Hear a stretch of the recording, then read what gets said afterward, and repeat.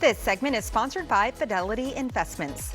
Money plays a major role in every relationship, but a new Fidelity Couples and Money study find many couples still aren't talking about it enough. While most partners feel confident about their finances, communication gaps remain. And joining us now with insights and practical tips is Frank Maltese, Vice President, Financial Consultant at Fidelity Investments. Welcome. Thanks so much for being here. Thanks for having me. Of course.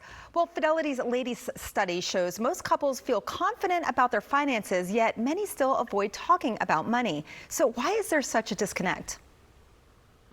That really is the key finding this year. Most couples do feel good about their financial partnership, but nearly half say they avoid money conversations to prevent conflict.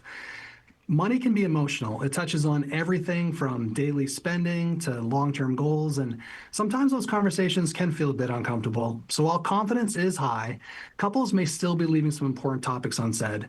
The key takeaway is that confidence and communication, they're not always the same thing. And when couples start talking more openly, they tend to feel even more aligned and prepared for the future. Yeah. The study also found nearly 70% of couples didn't fully understand their partner's finances before living together. So what conversations should couples be having early on? Yeah, this is really a big opportunity area. Early on, it's important to cover the basics, things like income, debt, savings habits, and financial goals.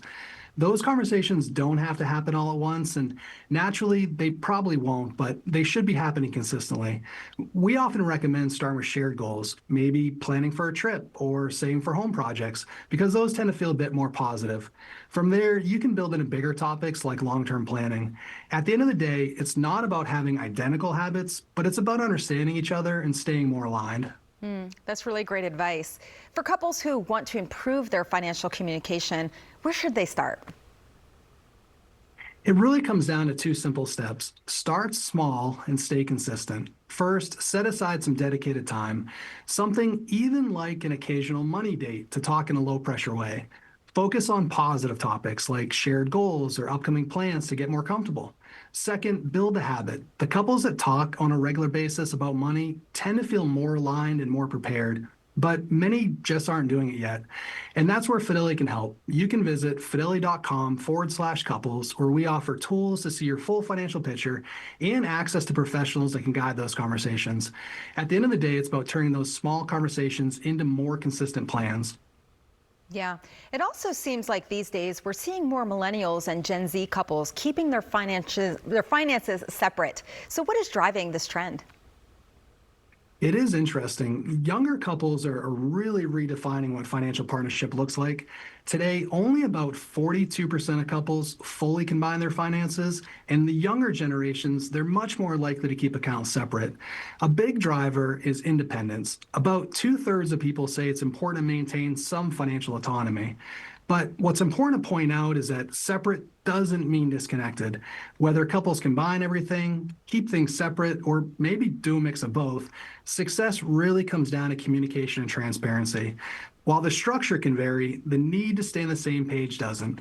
Yeah, again, very important advice. Where can someone go for more information and resources? You can go to fidelity.com/couples to explore tools, resources, and tips that are specifically designed for couples and families.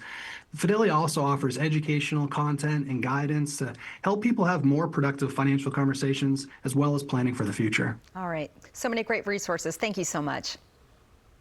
Thank you. Again, for more information, go to fidelity.com/couples.